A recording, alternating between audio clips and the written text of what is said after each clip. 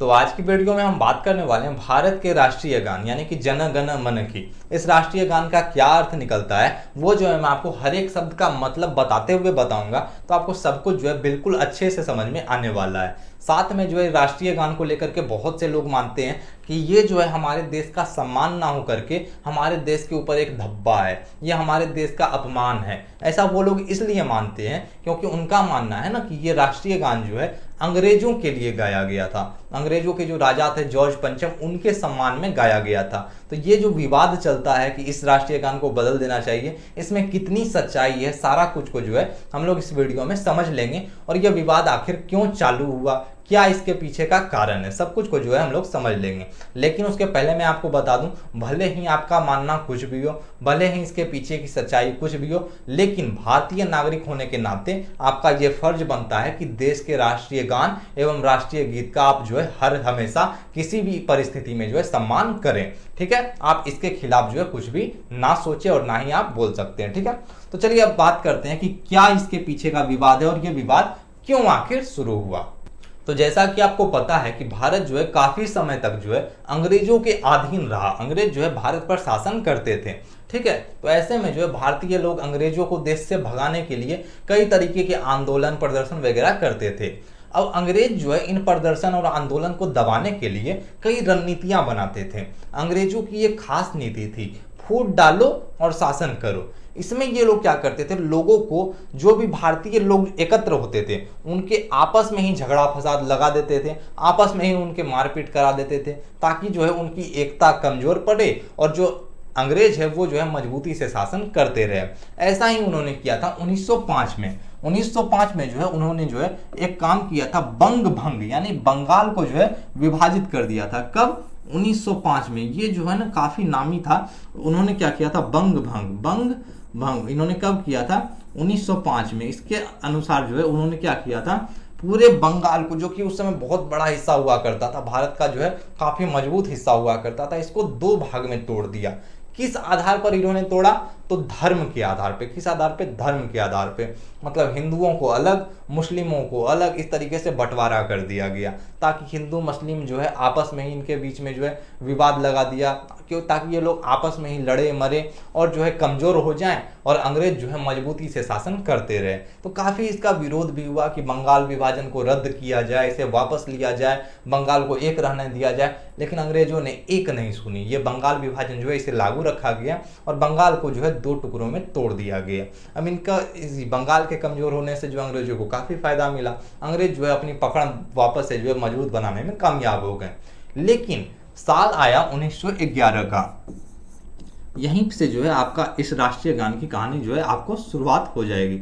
साल कब आया? 1911 का। 1911 में अंग्रेज के राजा थे, मतलब इंग्लैंड के राजा थे जॉर्ज पंचम। आप कहिएगा ये कैसा नाम है, जॉर्ज पंचम, नाम कुछ अच्छा होना चाहिए। तो देखिए, वहाँ जो विदेशों के राजा हुआ करते थे, फ्रांस हो गया, इंग्लैंड हो गया, इन सब के राजा अपना नाम इसी तरीके से रखते थे। जैसे फ्रांस के राजा थे लुई वन, लुई टू करके, उनका बेटा हुआ तो लुई थ्री, उनका हुआ लुई फोर, ऐसा लुई 16वां आप लोग पढ़िएगा। तो इसी तरीके से ना ये जॉर्ज हो गया तो जॉर्ज का जो बेटा हुआ जॉर्ज द्वितीय यानी कि जॉर्ज टू, उसका बेटा हो गया जॉर्ज तृतीय यानी कि जॉर्ज थ्री। तो ये जो है ना, ये इनका नाम क्या था? जॉर्ज पंचम। क्या नाम था इनका? जॉर्ज पंचम। पंचम का क्या मतलब है? पांच। पंचम का क्या मतलब है? पांच। मतलब इसके पिताजी का क्या नाम होगा? जॉर्ज फोर यानी जॉर्ज चतुर्थ, उसके पिताजी जॉर्ज तृतीय। इस तरीके से आप समझ सकते हैं। तो ये जो है उस समय इंग्लैंड के जो है राजा हुआ करते थे। तो इन्होंने जो है ना 1911 में 12 दिसंबर को, कब?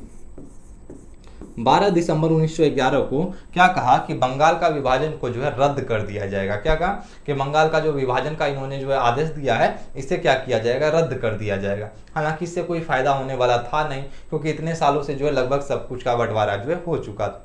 फिर भी जो है भारतीयों ने इनके फैसले का सम्मान किया, इनके प्रति जो अपना सम्मान व्यक्त किया। और ये जो है उसी दौरान जो है ना, दिसंबर के दौरान ही जो है कांग्रेस का एक अधिवेशन होने वाला था, 27वां अधिवेशन। कब से शुरू होने वाला था? 26 दिसंबर से। ठीक है, तो उसमें जो है ना 27 दिसंबर को जो है ये भी जो है शामिल होने आए। ठीक है, 27 दिसंबर को जो है ये भी जो है यहाँ पर अधिवेशन में शामिल होने के लिए आए। तो अधिवेशन में जो है 27 दिसंबर 1911 को जॉर्ज पंचम जो है यहाँ पर अधिवेशन में शामिल होने के लिए आए अतिथि के रूप में, ठीक है। ये जो है अतिथि के रूप में आए थे बंगाल कोलकाता में। तो यहाँ पर ना लोगों ने इनके सम्मान में क्या किया, कार्यक्रम वगैरह का जो है प्रस्तुति की, और साथ में इनके सम्मान में जो है गाना वगैरह का भी जो है रखा। तो उस समय जो है पहला एक गाना गाया गया था the morning song of India के नाम से, भारत भाग्य विधाता। उसमें रविंद्रनाथ ठाकुर ने जो है यही जन गण मन को जो है गाया था। इसका शीर्षक था भारत भाग्य विधाता। और इसके बाद जो है आपको नाम यहाँ पर ध्यान देना है, एक कवि रामभुज चौधरी, इन्होंने पहले किसने गाया, रविंद्रनाथ ठाकुर ने गाया जन गण मन the morning song of India heading से, कौन सा, भारत भाग्य विधाता, ये गाया उन्होंने। इसके बाद रामभुज चौधरी ने क्या गाया, हमारा बादशाह। ये जो इन्होंने गाया हमारा बादशाह रामभुज चौधरी ने, ये टोटली जो था ना राजा की बड़ाई के लिए था। मतलब टोटली पूरा जो गाना था सिर्फ और सिर्फ जॉर्ज पंचम के लिए था, उनके सम्मान में था। तो उस समय जो है 27 दिसंबर तक सब कुछ ठीक रहा, लेकिन 28 दिसंबर को क्या हुआ, यहाँ पर जितने भी मीडिया यानी कि न्यूज वाले आए हुए थे, उनमें से अधिकतर लोग, रामभुज चौधरी जो है उतने फेमस थे नहीं, तो इनको अधिकतर लोग जानते नहीं थे। तो न्यूज उस समय चलता था द इंग्लिशमैन। कौन सी न्यूज़पेपर चल रही थी वहां पे, द इंग्लिशमैन। तो इस न्यूज़पेपर ने अगले दिन हेडिंग क्या लगाई कि 27 दिसंबर की जो है अधिवेशन की शुरुआत जो हुई, राजा के सम्मान में रविंद्रनाथ ठाकुर ने गीत गाया भारत भाग्य विधाता। तो ऐसा कुछ हेडिंग जो है पेपर में छपा। अब इसे पढ़ करके जो है पूरा देश छलबला गया। कैसे, आपको भी लगेगा कि भारत भाग्य विधाता किसके लिए गाया जा रहा है, राजा के लिए, जबकि ऐसा सच था नहीं। बंगाल की जो क्षेत्रीय न्यूज़पेपर थी उन्होंने लिखा कि शुरुआत हुई किसकी, रविंद्रनाथ ठाकुर ने देशभक्ति गीत गाया, इसके बाद रामभुज चौधरी ने जो है बादशाह के सम्मान में गीत गाया। लेकिन जो इंग्लिश पेपर थे उन्होंने इसी तरीके से छापा कि लोगों के मन में हो गया कि रविंद्रनाथ ठाकुर जो है वो क्या है, एक गद्दार है। तो इस तरीके से जो है इसके बाद क्या हुआ ना, इस 1911 में ये सारी घटनाएं हुई, और 1913 में जो है रविंद्रनाथ ठाकुर को नोबेल प्राइज मिल गया। तो अधिकतर लोग मानने लगे, काफी लोग मानने लगे कि इन्होंने जो अंग्रेजों की चापलूसी करते हुए अंग्रेजों के सम्मान में जो गीत गाया, इससे प्रसन्न होकर के जो है अंग्रेजों ने सिफारिश करके इनको नोबेल प्राइज जो है दिलवाया। तो ये भी जो है ना, ये जो अफवाह है काफी फैलने लगी। और इसके ठीक बाद जो 1915 ईस्वी में जो है अंग्रेजों ने रविंद्रनाथ ठाकुर को एक उपाधि दी, नाइटहुड की। किसकी उपाधि दी, नाइटहुड की जो है इनको उपाधि दी।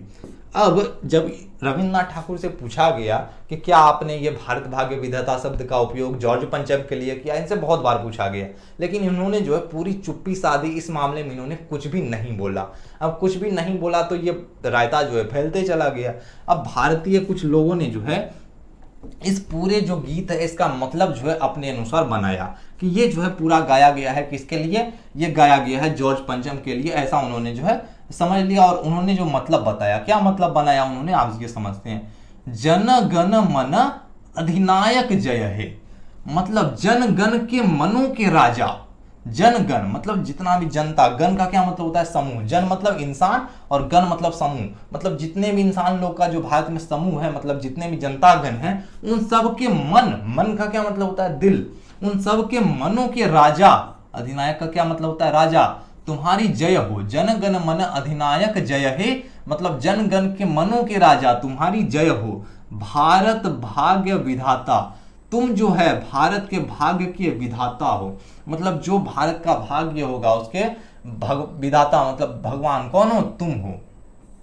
पंजाब, सिंध, गुजरात, मराठा, द्राविड़, उत्कल, बंग, विंध, हिमाचल, यमुना, गंगा, उच्छल जलधि तरंग। अब इसका देखिए क्या मतलब हुआ, द्रविड़, ये जितना भी आपको यहां पर दिख रहा है, उत्कल, बंग, पंजाब, सिंध, ये सभी उस समय के राज्य थे जो कि अंग्रेजों के अधीन थे। तो बहुत से लोग ये भी कहते हैं कि रविंद्रनाथ ठाकुर ने उन्हीं क्षेत्रों को शामिल किया जो अंग्रेजों के अधीन थे, पुर्तगालियों के अधीन जो थे, उन सबको इन्होंने शामिल नहीं किया। ठीक है, तो यहाँ से भी जो है विवाद जो है चलता है। अब देखिए पंजाब उस समय काफी बड़ा हुआ करता था, काफी विशाल हुआ करता था।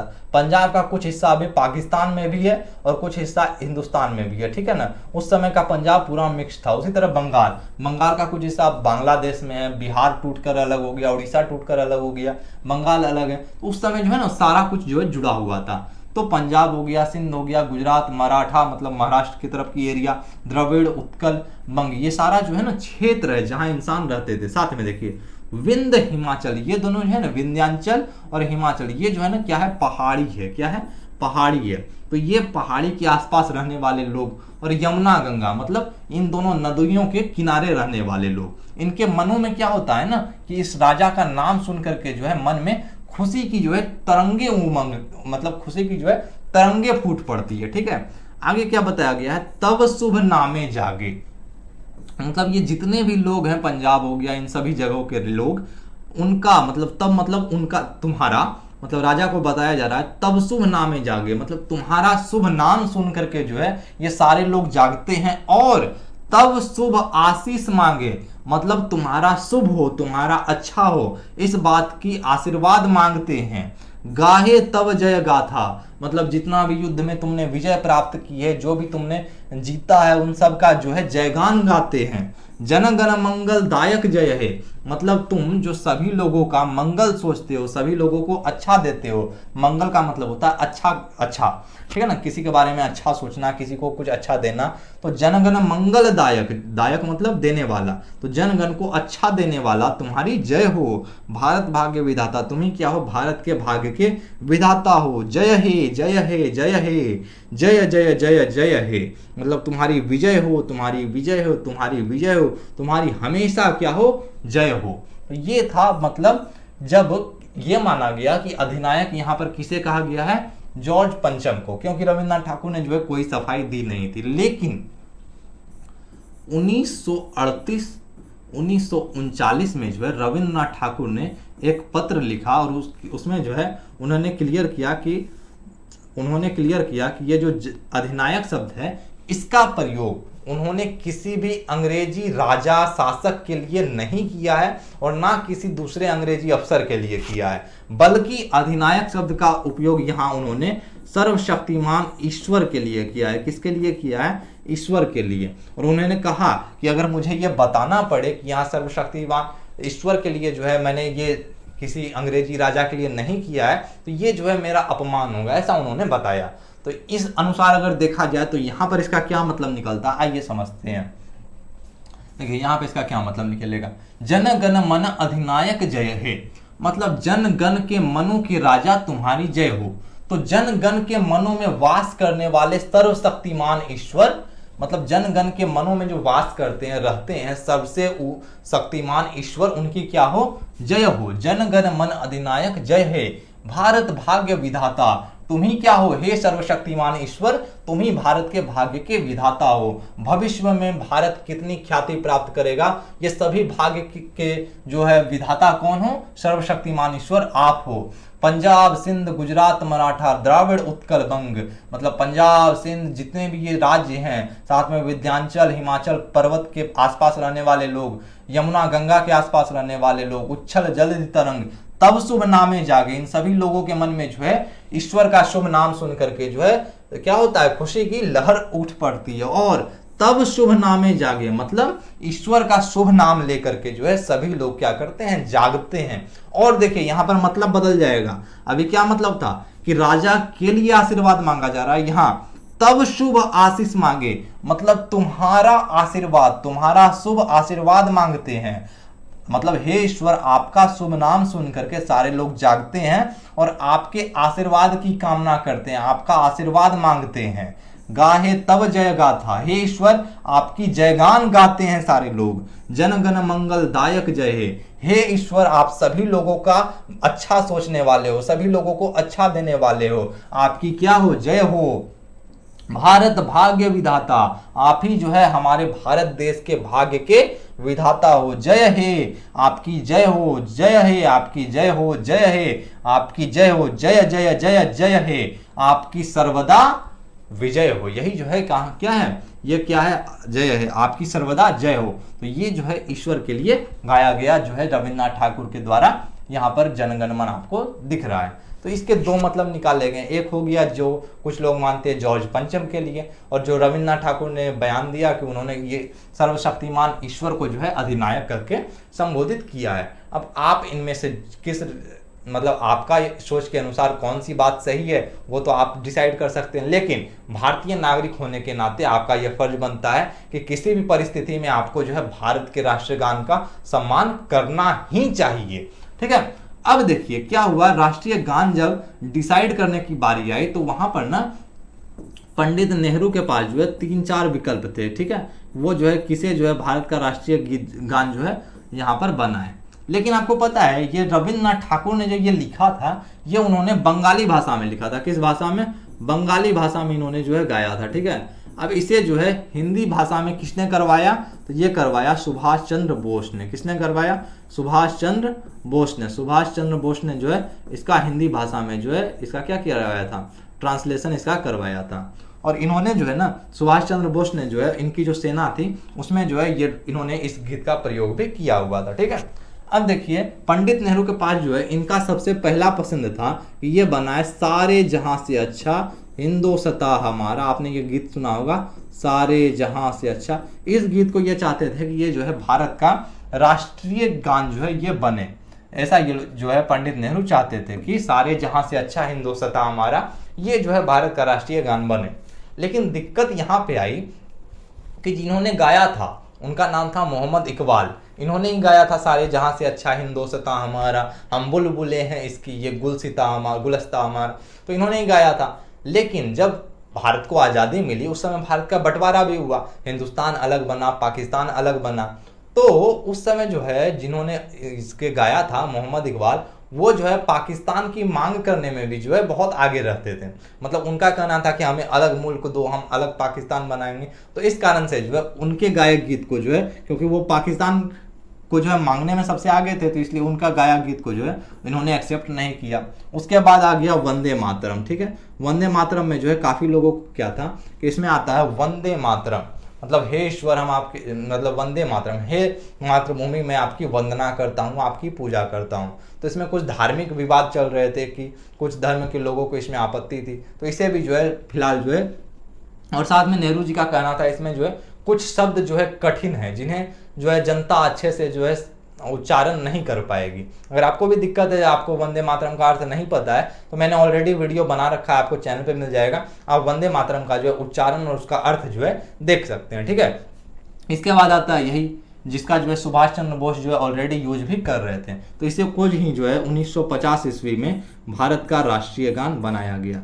भारत का राष्ट्रीय गान कब बनाया गया? जनगण मन, तो 1950 ईस्वी में। तो इस वीडियो में जो है सारा कुछ आपको क्लियर हो गया होगा, क्या विवाद है, क्यों विवाद है, विवाद की जड़ क्या है और इसका अर्थ क्या होता है, सारा कुछ जो है आपको समझ में आ गया होगा। इसके अलावा आपकी क्या राय है आप जो है कमेंट में जरूर बताइएगा। जय हिंद, जय भारत।